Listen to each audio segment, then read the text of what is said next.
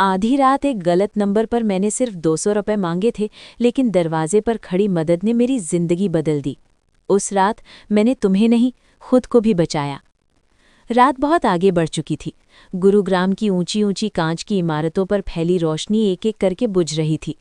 देर रात तक जले रहने वाले दफ्तरों की चमक भी अब थककर नींद में जा रही थी। लेकिन डीएलएफ फेज 5 के एक ऊंचे पेंट हाउस की सबसे ऊपर वाली मंजिल पर अब भी हल्की पीली रोशनी जल रही थी। विहान मल्होत्रा अपनी स्टडी में बैठा आखिरी फाइल बंद कर रहा था। दिन भर बोर्ड मीटिंग, निवेशकों की कॉल, 2 अधिग्रहण, 3 प्रेस नोट, 5 बहसें और अनगिनत फैसले।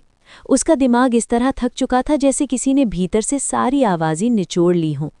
टेबल पर क्रिस्टल ग्लास में रखा पानी भी आधा ही बचा था। उसने घड़ी देखी, रात के 12:47। वो उठकर कमरे की बत्ती बंद करने ही वाला था कि मेज पर रखा फोन हल्के से कांपर। अनजान नंबर। उसने भौएं सिकोड़कर स्क्रीन देखी। इतनी रात गए अनजान नंबर से आने वाले संदेश आमतौर पर या तो गलती होते हैं या धोखा। उसने थके हुए हाथ से संदेश खोला। माफ़ कीजिए, बहुत मजबूरी में लिख रही हूँ। मेरा 6 महीने का बच्चा है। डॉक्टर ने जो दूध बताया है वही चाहिए, नहीं तो उसे रात भर उल्टी होगी। मेरे पास सिर्फ 30 रुपए बचे हैं। अगर 200 रुपए भी मिल जाएं तो आज वो भूखा नहीं सोएगा। मैं भीख नहीं मांग रही, बस एक माँ होकर हाथ जोड़ रही हूँ। विहान की आंखें स्क्रीन पर अटक गईं। संदेश छोटा था, उसमें रोना धोना नहीं था, कोई लंबी कहानी नहीं थी, कोई बैंक डिटेल नहीं, कोई चालाकी नहीं, बस एक माँ की सीधी टूटती हुई विनती थी। इतने बड़े कारोबार चलाने वाला आदमी होने के बावजूद विहान कभी-कभी चेहरों की जगह सिर्फ आंकड़े देखने लगा था। लेकिन उस क्षण उसे किसी एक्सेल शीट का नहीं, किसी बच्चे के रोने का ख्याल आया। उसने तुरंत उसी नंबर पर कॉल किया। एक बार घंटी गई, दूसरी बार भी। तीसरी बार कॉल कट गया।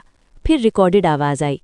जिस ग्राहक को आप कॉल कर रहे हैं वो इस समय बात नहीं कर सकता। विहान कुछ सेकंड तक स्क्रीन देखता रहा, फिर उसने फ़ोन रख दिया।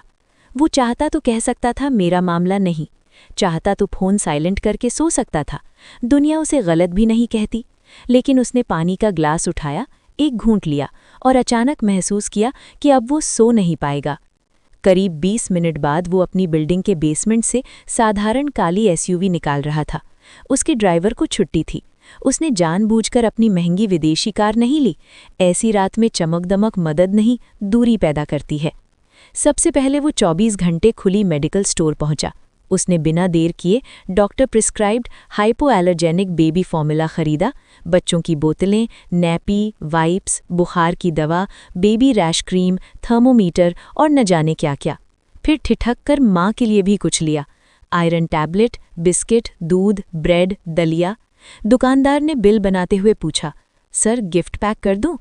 विहान ने पहली बार हल्की मुस्कान दी। नहीं, ये कोई गिफ्ट नहीं है। इसके बाद उसने अपने सिक्योरिटी हेड रोहित को कॉल किया। आवाज़ धीमी थी लेकिन तात्कालिक।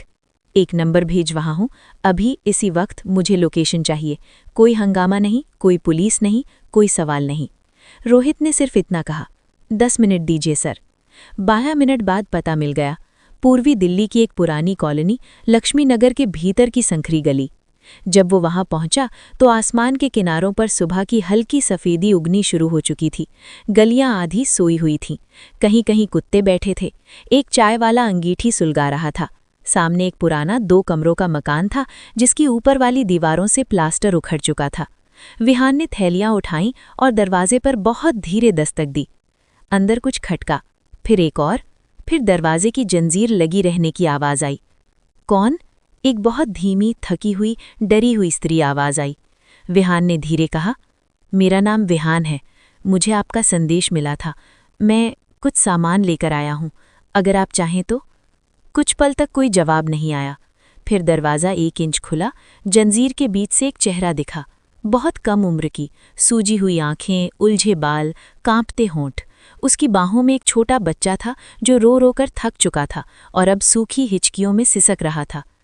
आप? उसने अविश्वास से पूछा। आपको मेरा पता कैसे मिला? पूरी कहानी सुनने के लिए नीचे कमेंट करें।